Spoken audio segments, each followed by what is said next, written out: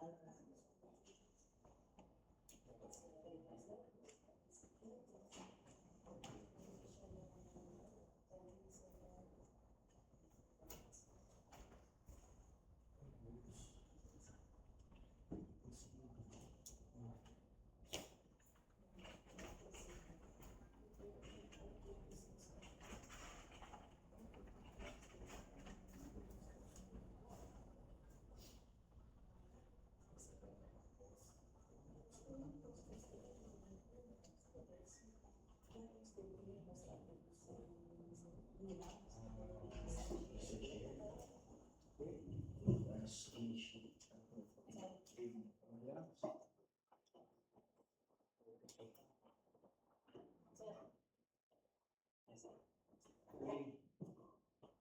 afternoon.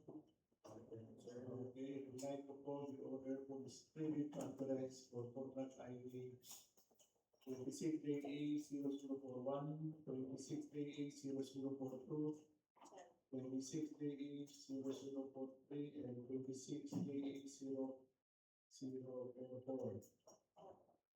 Secretariat, please read contract item. Thank you, Mr. Chair. Contract ID 26JA0041, CPAG project, access roads and or bridges from the national roads connecting to indigenous people communities. Reconstruction to concrete pavement, Barangay Lapuan, Tuan, Zamboanga City. Station 0+043.5 to Station 1+043.5. Approved budget for the contract is 42,110,112.77. Contract ID 26JA0042, CPAG project, access roads and or bridges from the national roads connecting to indigenous people communities. Construction of Barangay Tuyan, Upper Bunyao, Barangay Bunyao Road, Zamboanga City, Station 0 to Station 0+900. Approved budget for the contract 40,433,792.11. For contract ID 26JA0043, CPAG project, access roads and road bridges from the national roads connecting to indigenous people communities. Reconstruction to concrete pavement, Barangay Tuyan, Upper Bunyao, Zamboanga City, Station 0850 to Station 2+250. The approved budget for the contract is 30,423,073.83. Contract ID 26JA0044, CPAG project, access roads and road bridges from the national roads connecting to indigenous people communities. Reconstruction to concrete pavement, Barangay Mercedes, Zamboanga City, Station 0 to Station 0+900. Approved budget for the contract 19,951,129.69.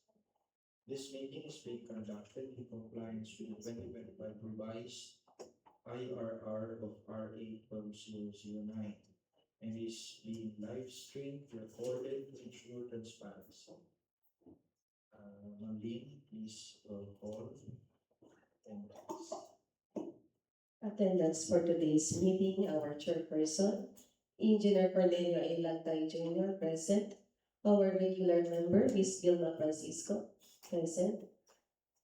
Our end user for the maintenance project, Engineer Giselle Alameda, present. Our head technical working group, Engineer Joel Perla, present. Members of the technical working group, Engineer Albayani, present. Engineer Tubil, present. Engineer Sanson, present. Our head back secretariat, Engineer Leo Del Puntas, present. Engineer Eldan, present. Yours truly. We have representative from Wencon Construction Services, Ms. Rica Bernas. Another from Burcon Construction Services, Mr. What's this? JV Ong, Jenny Kong. Okay. Good week, sir. Our meeting, sir, is in call today. So, the purpose of this pre-bid conference is to discuss, verify, and explain the eligibility requirements and technical and financial components of the contract to be bid. It is also the opportunity for prospective bidders to ask questions and seek clarification regarding bidding documents. However, please note that any statement made in this meeting will not modify the terms of the bidding documents unless it is issued as supplemental bid bulletin. So, we ask PWD to present the project.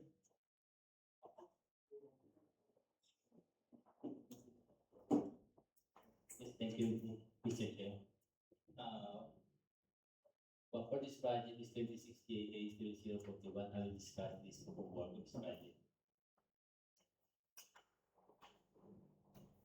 So this project is construction of concrete pavement in Barangay Lagwan with a station of station 0 plus 040.5 to station 1 plus 040.5 with a length of 1,000 linear meter. And the proposed carriage width is 6.1 and the thickness is 280. This road is existing road, so our major is reconstruction, remove and replace. So, meron din kami dito nag-introduce of other item like installation of solar street light and construction of sidewalk, both sides, with line canal and other and also storm protection.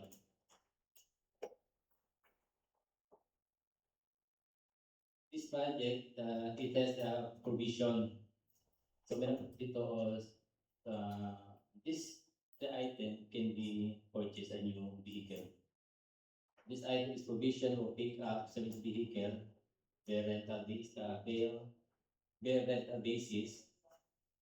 operation or maintenance of pick up services, and the provision of field office staff for this assistance. So this item, three item can purchase a new vehicle. And naglagay din kami dito ng additional provision of equipment and appliances for the field engineers. Meron itong laptop and printer.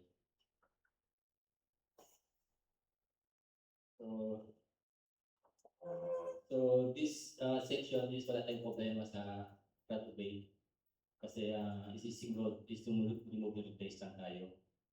Existing road is 5 meter pero mag-propose kami dito ng 6.1. Minimal lang dito. 2 days pa rin. How about this shoulder? Shoulder, nag-propose kami ng 1 meter. What's that?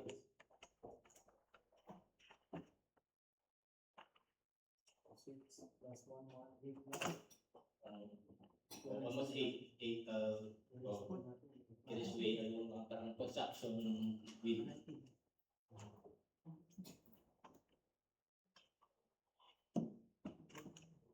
so yun lang po ang this project. So all major is a reconstruction of concrete pavement. How about yung item 6? Kasali ba dyan? Yes. Regarding sa item 206, meron tayong polymer stabilizer. Yes. Meron din, introduce namin ito. Ano yung naka-indicate ng last sa plano, may specific na napunta sa design. So, mix ko ito, mixture na additive sa item na 200.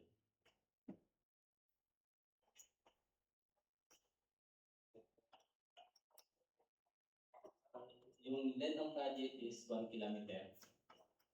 1 kilometer. One section lang. Yes, one section, two stage.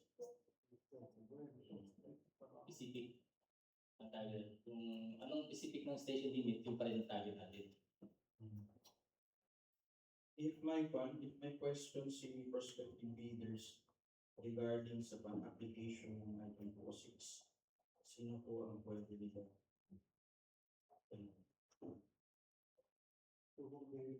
Yes, once mag-purchase po sila, meron parang package sir, i-ikot nila, i-introduce yung item, paano sila i-pizza, kung paano gawin. Kung saan sila mag-purchase ng itong solution. Part naman sa kanila yung paano installation ng parang yung application, parang including sa purchase. Usually, format nila.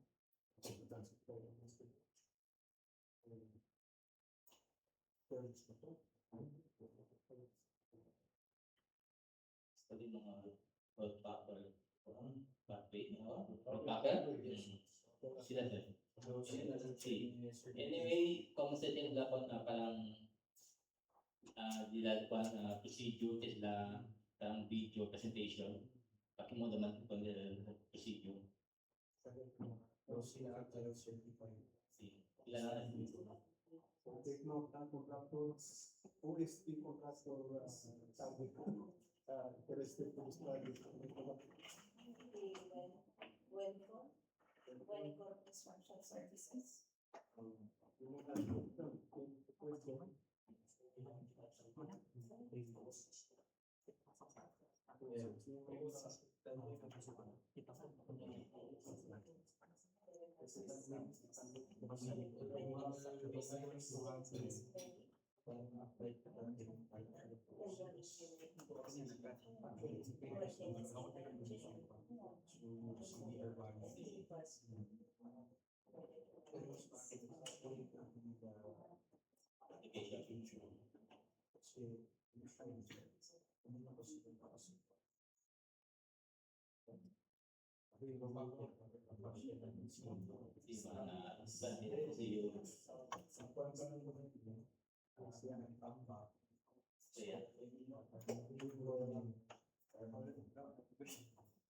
Hindi ang compact sa mga station, minsan tendency, isima lang, may sila mag-tuloy-tuloy.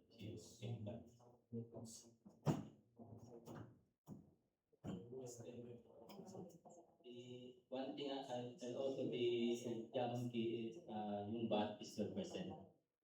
So the back now is 12%. Before is 5%. 5 previous that yung VAT. 12%. Question, if ang purchase mo sila ng supplier and item 206, pag-ask mo kita from certification from the contractor. Okay, nag-issue sila certification na kung sila Sila certified supplier at sila may specific na volume dapat lang mag-purchase kaya certificate kasi. material, Hello, certified supplier and item 206. Chemical. May pala ang busy certified din. Ano yung pero-check na policy niya yung pakilay at yung methodology of application.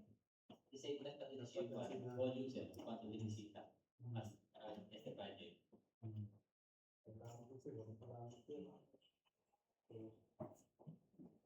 mostly siguro, among the 206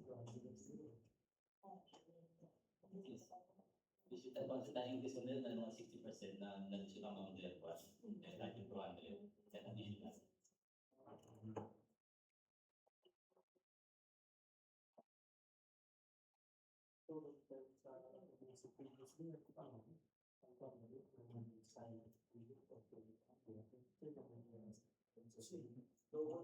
Yes, back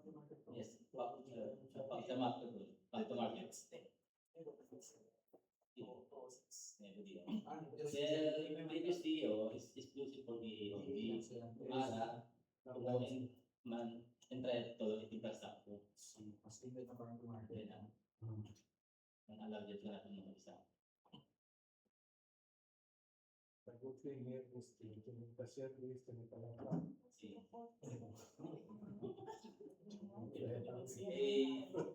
Kung sa luwat specific na dating target, alam na kita, hindi na pala kung mga pas, so, dyan estimation, alam ko pala, kumati pala, allowed din, basta other item.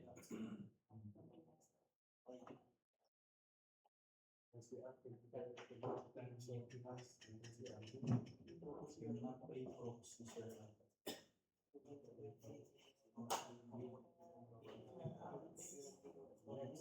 Other questions?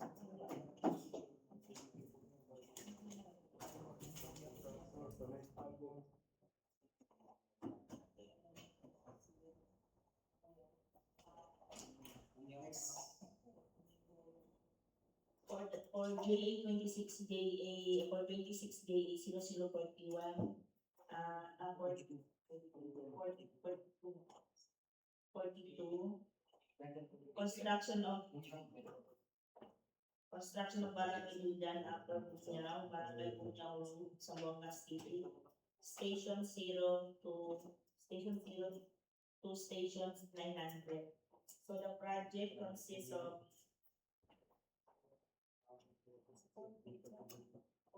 has a net length of 900 linear meter, carriageway width of 5 meters, and the thickness is 230 mm, with a shoulder width of 1.5 meters left side and 2 meters at the right side. So naging ganito po sir, kasi may naging use tayo street light. So para po uniform yata, para magiging 1.5 pa rin po ang shoulder niya. And then, meron din po tayo sa physical, sa facilities for engineer. May tatlong item po tayo dito na parang for ano rin to, provision of 4x4 service vehicle. And the facilities.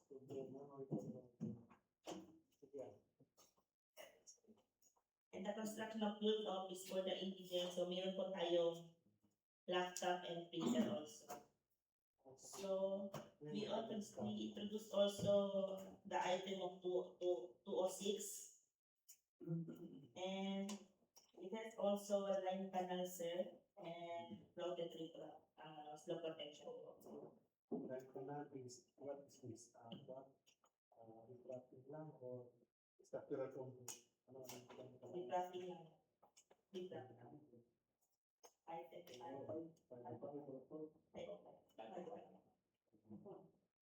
The whole stretch lang lang. The whole stretch lang, the whole length. Para sectional po ang Stretch lang lang.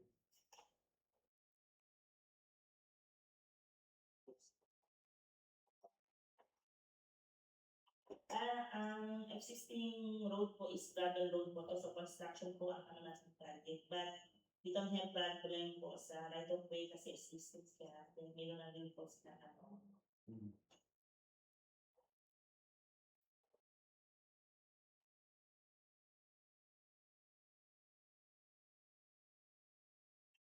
Yun lang po sir.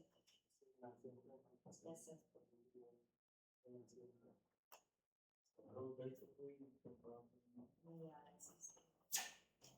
Ulit ang continue lang yung project sir. Mas processing project. Outgoing. Bali lang po. Yes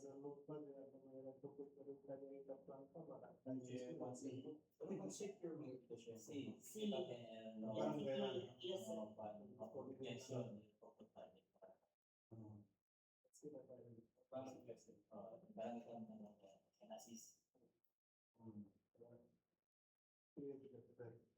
Pati sila lang kami sa na sila resolution ng ibigay sila on state for kamandan sa mga palitan construction.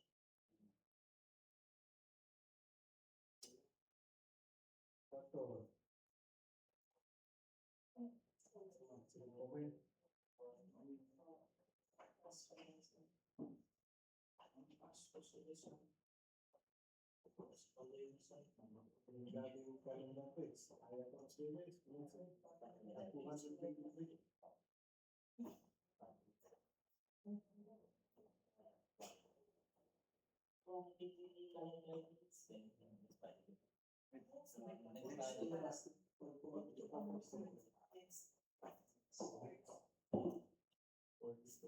Next project, next project is 26J8043.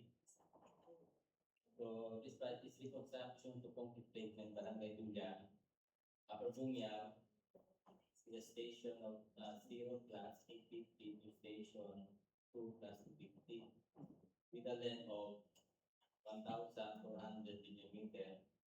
And the proposed carriageway width is 5 meter width and the thickness is 230. So this section is existing on the road. Gumagamitin sa road pa rin tayo dito.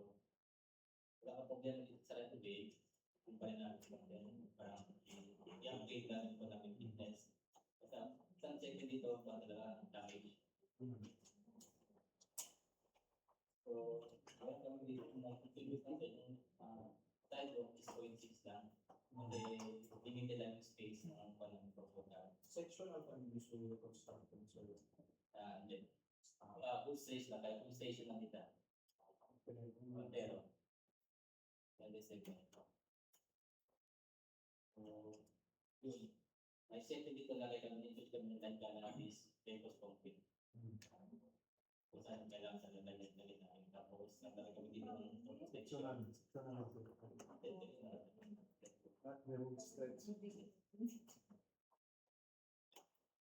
Then, nag-introduce kami mga other items purpose of cross lane. Then, ako na ng mga days. How many lines? Lanes, yeah.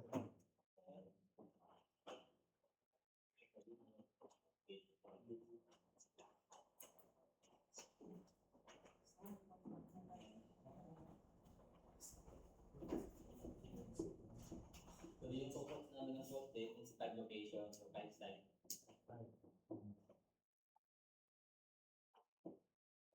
Same last year, no? I think 4, 6, 7. Yes.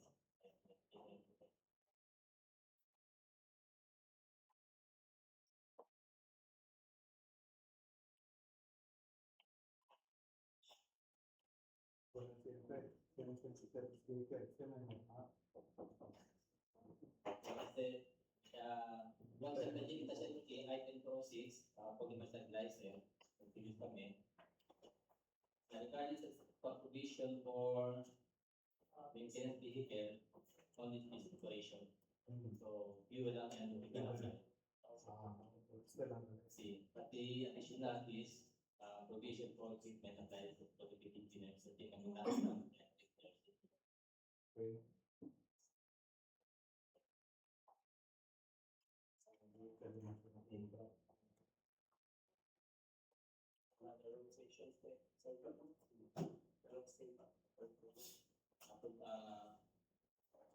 Yan, upper bunyaw.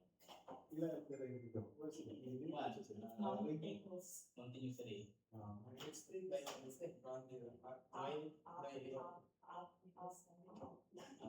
Downgrading ba? Then, magkakaroon kita, yung mga correction na pwede sa pagdaan. Kaya, grabe ng klase dyan. 40%. Pwede yung mga 18, 19. Sige.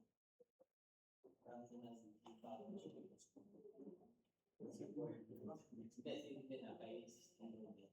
Kaya dami